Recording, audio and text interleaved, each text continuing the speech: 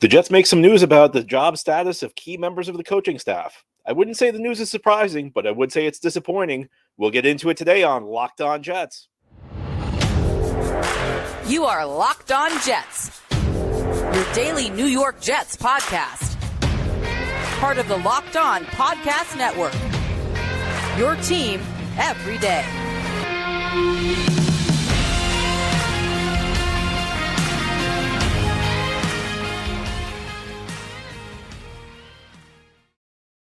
Welcome. This is the Locked On Jets podcast, part of the Locked On Podcast Network, your team every day. It's Tuesday, January 9th, 2023, and I'm your host, John B. from GanggreenNation.com. Thanking you so much for making the show your first listen or first watch every day. Subscribe to the show for free on YouTube or wherever you get your podcasts so you'll get new episodes as soon as they're posted. If you enjoy the show and are listening on a podcast source, please give it a 5-star review. And if you're watching on YouTube and enjoy the show, give this episode a big thumbs up. It helps us out and helps other Jets fans find the show. This episode is brought to you by PrizePicks, the easiest and most exciting way to play daily fantasy sports. Go to prizepicks.com/LockedOnNFL and use code all lowercase LockedOnNFL for a first deposit match of up to $100.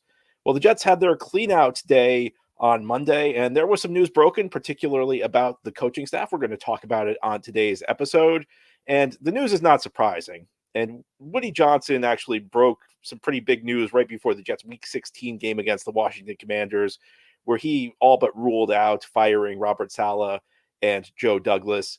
And based on what the team had been saying and what the team had been telling the media, it did not sound like there were going to be many major changes to the coaching staff. Well, that was confirmed. First, it was confirmed by a couple of reports by beat writers in the morning. Zach Rosenblatt of The Athletic wrote that the Jets are expected to make some changes, but nothing significant. All three coordinators, Hackett, Ulbrich, Boyer, will return. And then Connor Hughes of SNY reported the Jets are bringing back offensive line coach Keith Carter. He was a priority addition for Robert Saleh this past offseason. Change there, never considered. Todd Downing will also return. So there's a lot to unpack there.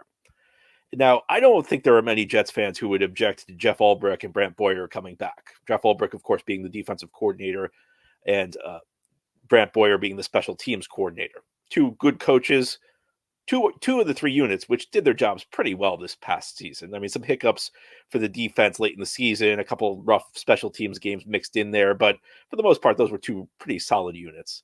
On the offensive side of the ball, though, the Jets are not making any significant changes, it sounds. And that's difficult to square with what we saw this season. You know, this was a completely inept offense. I mean, I could go through these statistics. I don't think you need them. You watch this team play all season long. Now, first of all, Nathaniel Hackett should not be back. That should not even be a consideration. And I think we know the reason that Hackett's coming back is the team's afraid. It's not even like, I don't even know that Aaron Rodgers has made any demands. The team's afraid of like going to Aaron Rodgers and saying, we're making a move. And this is the thing that drives me crazy. And, all offseason, I was upset about it last year. I wasn't against the idea of trading for Aaron Rodgers in theory, but the way the Jets did it was just seems really backwards to me in many ways. And it continues into this offseason because we're one day into the offseason, and the idea that Nathaniel Hackett's back, it seems like it's just because the Jets are afraid that they're afraid of Aaron Rodgers is going to react negatively to it. And, you can't run your team this way. Aaron Rodgers can be an asset for this team going forward, but if the price of Aaron Rodgers is that you have to keep Hackett around and you have to, last year you had to bring in Lazard, you have to bring in Randall Cobb, suddenly, these things start to add up. It's not as efficient. And one of the things that comes to mind for me is this is actually pretty consistent with the way the Jets run their operation because they just try and like either paper over problems or pretend they don't exist. Because it sounds like what the Jets' strategy is going into next season is, well, Rodgers will be back, so Hackett won't be a problem.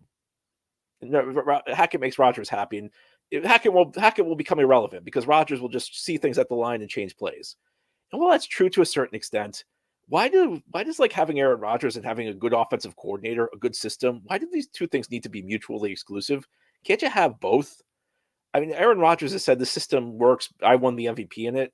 Well, any system can work if you have great players, but this is not a system that maximizes talent. I think we saw that this year when Aaron Rodgers is not in there. And the Jets used a really lame excuse when I said this system was designed for Aaron Rodgers. Well, guess what? You can change a system. You can make a system more conducive to a young quarterback succeeding. But the Jets didn't do that. because Hackett can't do it. I mean, late in the season, the past couple of days prior to this game against the New England Patriots, Hackett commented about, well, we don't want to use motion that much because there has to be a point to it. Well, you got to figure out ways to utilize motion, Nathaniel. Just Hackett being back should not even be a consideration. And quite frankly, I don't even see why Robert Saleh deserves to come back. This is 3 straight seasons he's missed the playoffs. It's very rare for a coach in the NFL to miss the playoffs 3 straight seasons and keep his job. And I'm not going to act like Robert Saleh is the worst coach in the NFL. I'm not going to act like he's the worst coach I've ever seen on the Jets, but he's certainly not very good. And yet his job is safe. And again, like I go back to this Rodgers stuff, it's almost like the Jets are afraid to upset Aaron Rodgers. And I'm not even convinced like Aaron Rodgers has made any demands on them. It's like they're afraid of how it's almost like they're afraid to go to him and even like approach the topic because they don't know how he's going to react. At some point you have to address problems. If you don't address problems, they're not going to go away. But this has been a consistent theme of the Woody Johnson ownership tenure. And it continues. And, unless the Jets start changing this, they're making life much more difficult on themselves. Because we saw this year the problems with Nathaniel Hackett as your offensive coordinator. Aaron Rodgers could get hurt. And, you could find another coach who meshes with Aaron Rodgers, somebody with more modern schemes on offense. But let's get past this for a second, because I want to go to Keith Carter. Because you know what? Even if I gave the Jets the benefit of the doubt on this, which they do, I don't think they really deserve. But let's just say, okay, fine. We don't want to upset Rodgers. He's coming back. Fair enough. I don't think Aaron Rodgers cares if Keith Carter is the offensive line coach. And the way, again, Connor Hughes of SNY phrases this, he was a priority addition for Robert Saleh this past offseason. Change there was never considered.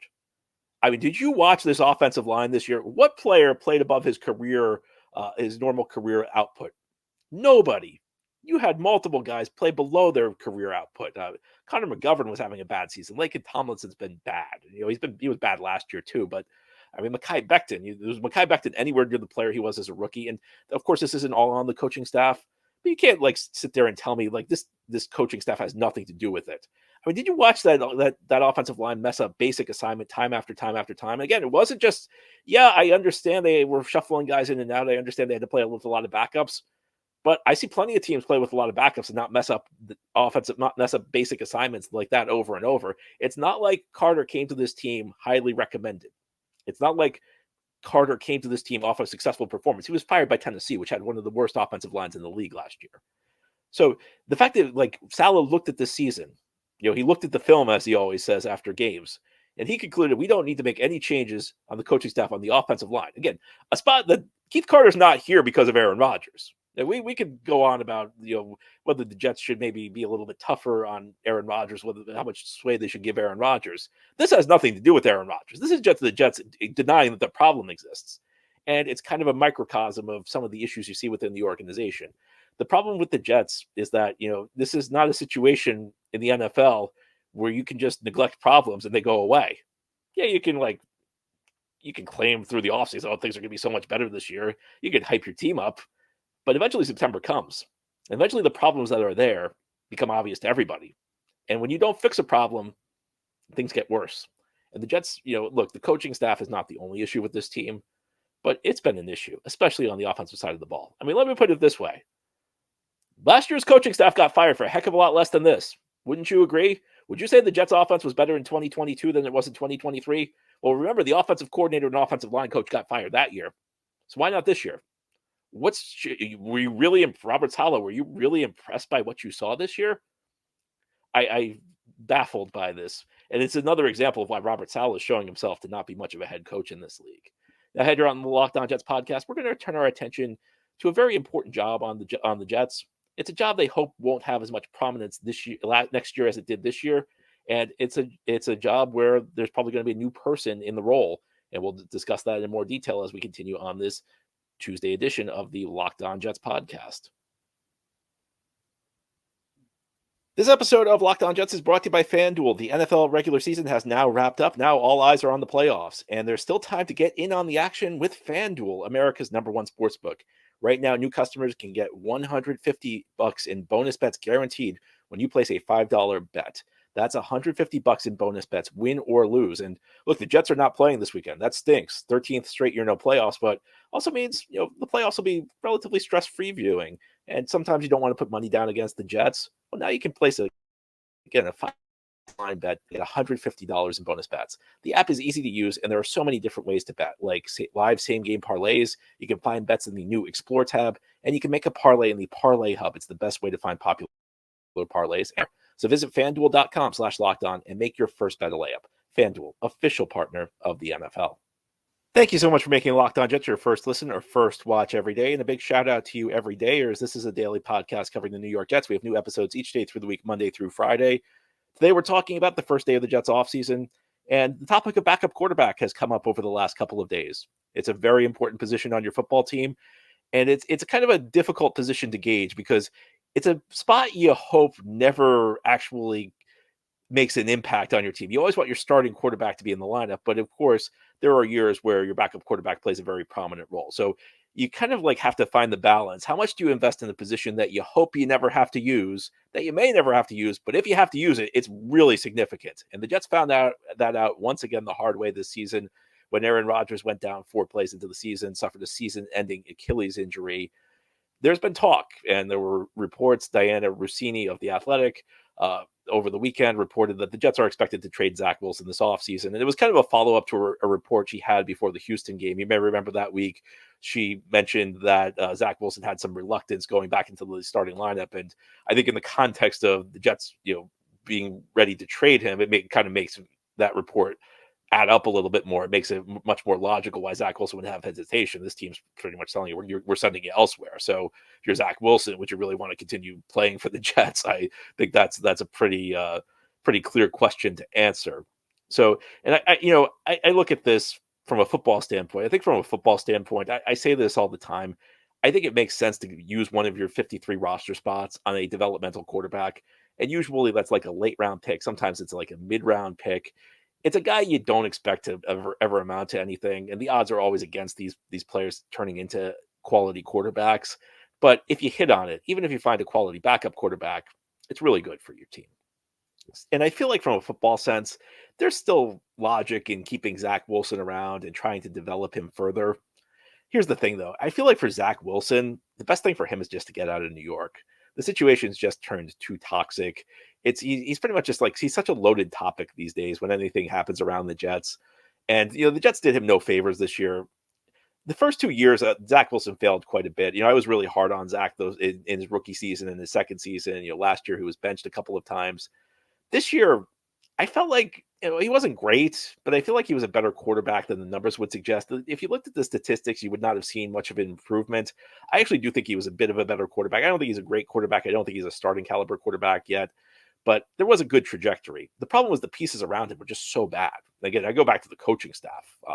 Quite awful offensive coordinator job by Nathaniel Hackett this season, but the pieces around him were just really bad. Again, Keith Carter's offensive line was horrific. Pretty much only two good pieces on this offense, Breece Hall and Garrett Wilson, who was pretty unhappy if you heard what he had to say yesterday. And, but Zach got blamed for everything, even though, a lot of it wasn't his fault. Zach took all the blame, and once again, it turns into an ugly situation. For his sake, I feel like he just needs a fresh start. Get him out of here for his own sake. Do him a solid, trade him. You probably will only get a day 3 pick in return, but I think Zach Wilson do the right thing by him and send him elsewhere. And, maybe he'll go on to have success. Maybe he'll have like a Geno Smith type turnaround somewhere down the line. Now, Joe Douglas addressed the media on Monday, and I didn't think that he really said much of significance. I mean, he made a really odd comment where he referred to Dalvin Cook as an insurance policy. They said we brought him in more or less because just in case Breece wasn't healthy, it was a good insurance policy to have. I mean, I don't know what Dalvin Cook, Joe Douglas was watching. Dalvin Cook was a terrible signing. At the time, maybe that's what you were thinking, but it certainly did not pan out for your team. But another thing Joe Douglas said, and Douglas is very hesitant, and any general manager this time of year is not really going to give you a whole lot. He kind of mentioned that the Jets are very likely to sign a veteran backup quarterback. And listen, by all means, the Jets should look to upgrade the backup quarterback spot. I don't think Zach Wilson was the right guy to bring back this season, in part because the Jets themselves admitted he needed a break. And putting him one snap away from stepping back into the starting lineup, well, if your idea was to develop Zach Wilson, that was a really bad move. But beyond that, there are better options out there. Now, I feel like at any given point in the NFL, there's maybe like 5 to 8 teams that actually have a quality backup who you can really trust to win games with. And there are a couple who will be available this offseason. Jacoby Brissett should be available. Gardner Minshew should be available. So, I don't have a problem if the Jets want to spend big at the backup quarterback spot because, again, this year we saw how important it is. Now, I don't think they should spend big on just any veteran out there just for the sake of having a veteran quarterback. And sometimes teams fall into this trap where they just sign a guy for the sake of saying they signed a guy. And they look at like some biographical aspect of his career, like, oh, he started this many games, or he was drafted here, or something like that. And they act like that makes him a good backup quarterback. Again, there are like 5 to 8 guys who are actually good backup quarterbacks. But another key point, though, is it's not going to matter who they sign because any backup quarterback is on some level only going to be as good as the pieces around him. Now, I think, again, guys like Brissett and Minshew are maybe a level above your typical backup. But if you don't improve the offensive line, you don't improve the wide receiver position, it's not going to do a whole lot for your team. I mean, look at what Joe Flacco has done with the Cleveland Browns. You and I watched Flacco last year. You and I watched Flacco 2 years ago. We watched him 3 years ago. Did you think Flacco was done? Of course you did. He was in an awful situation with the Jets. They didn't have a great offensive line around him. He didn't have enough quality receivers. Now look at him in Cleveland. They're protecting him. They have good pieces around him. Of course he's succeeding. He's a professional. He knows how to read a defense. He knows where the ball needs to go. With the Jets, they didn't put the pieces around him. So any backup's going to struggle when you don't put the pieces around him. So, look, the Jets are going to, I feel like the Jets are going to sign a backup this offseason and act like this is the solution to the problem. And that's fine. And listen, there could be an upgrade over Zach Wilson. There should be an upgrade over Zach Wilson. And I felt the Jets made a mistake last year not looking for a better backup.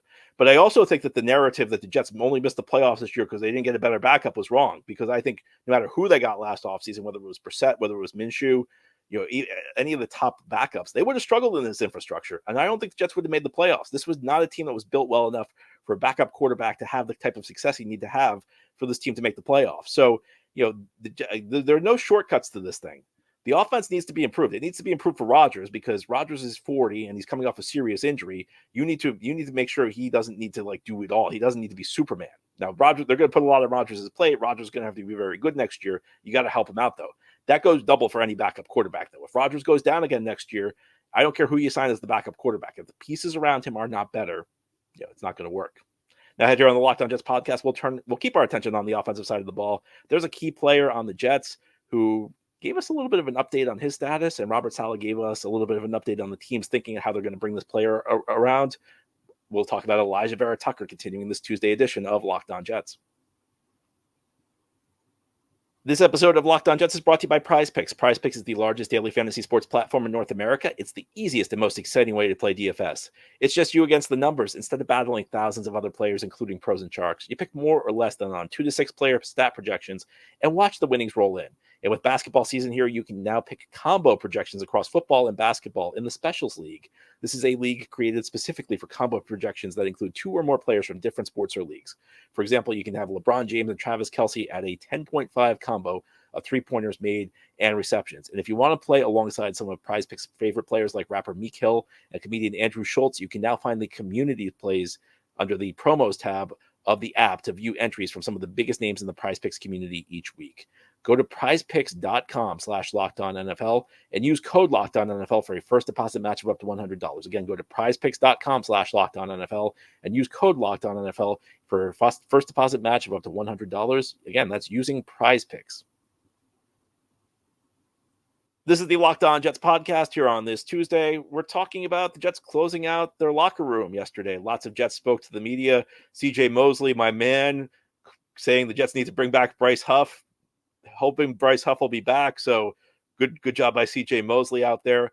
Some interesting stuff coming out about Elijah Vera Tucker, though. And of course, Elijah Vera Tucker, a first-round pick in 2021, a solid rookie season, having a good second season in 2022, actually moving between guard and tackle, and then suffers a season-ending injury in an October game in Denver.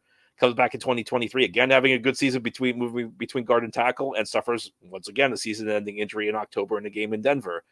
Vera Tucker gave some updates on his status, and I don't want to panic yet. It's January, but he gave the update he gave was not really what you want to hear. He said that he hasn't really heard from the doctors yet about his availability week 1 next season as he comes off an Achilles injury. Those Achilles injuries for the Jets, it was a rough season for them. Obviously, Aaron Rodgers suffered one.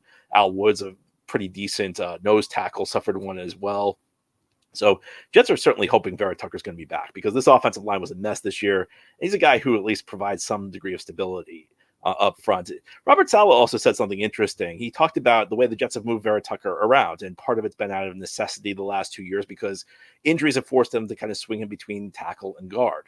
In fact, in Vera Tucker's brief career, in 3 years, he's actually played 4 of the 5 positions on the offensive line for the Jets. His rookie year, he was left guard. And then the Jets signed Laken Tomlinson, a veteran guy who had played most of his career at left guard, so they didn't want to mess with that. They moved Vera Tucker to right guard at the start of last season. Vera Tucker eventually, because of injuries, moved out to left tackle for a game and then swung out to right tackle. This year, he started at right tackle, then swung out to started at right guard, then swung out to right tackle, again because of injuries. And Saleh suggested that the different techniques, the different aspects of playing these positions, Jets feel like they may have contributed to his injury. So the Jets Saleh indicated they're just going to pick one position for AVT next season, and they're just going to stick with it.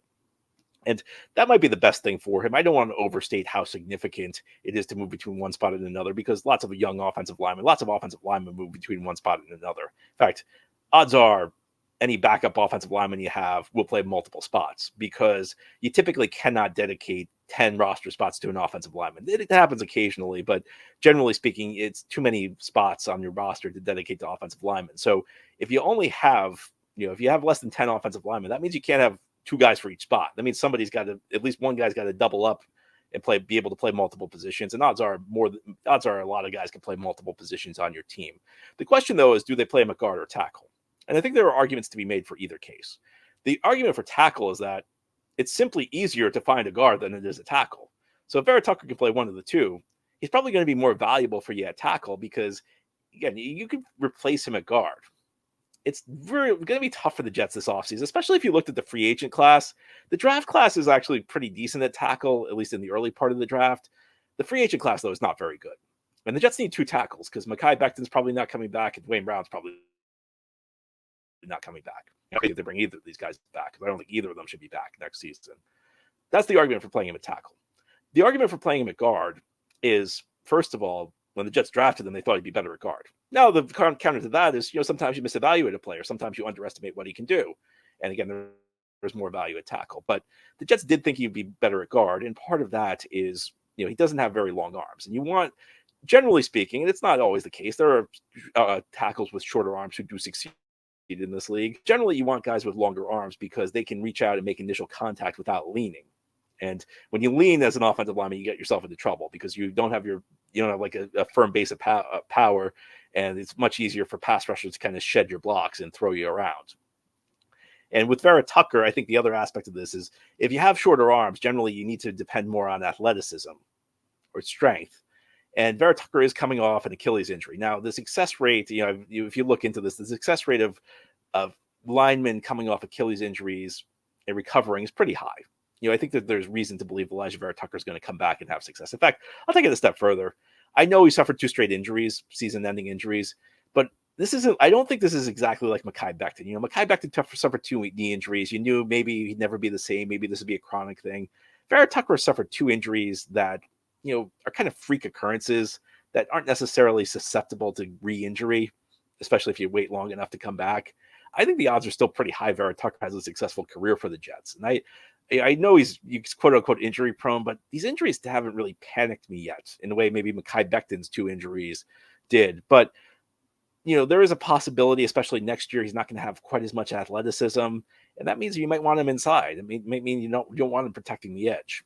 So I probably would lean more towards playing it safe and keeping him on the inside of the guard position. I'm not sure whether the Jets will have a choice, but it does sound like the Jets are planning on just giving AVT one position and going from there. And, after the way he's been moved around the last couple of years, I'm not sure I can argue with that. Anyway, that's all for today's episode. This has been the Locked On Jets podcast, part of the Locked On Podcast Network. Your team every day is our motto. As always, if you enjoy the show, hit the subscribe button where you're watching or listening so that you'll never miss an episode. If you like the show and are listening on a podcast source, give it a 5-star review. And if you're watching on YouTube and enjoy the show, give this episode a big thumbs up. Helps us out, helps other Jets fans find the podcast. Hope you have a great Tuesday, everybody. Send in your mailbag questions tomorrow. We're going to have our weekly Wednesday mailbag show. Can't wait to answer them.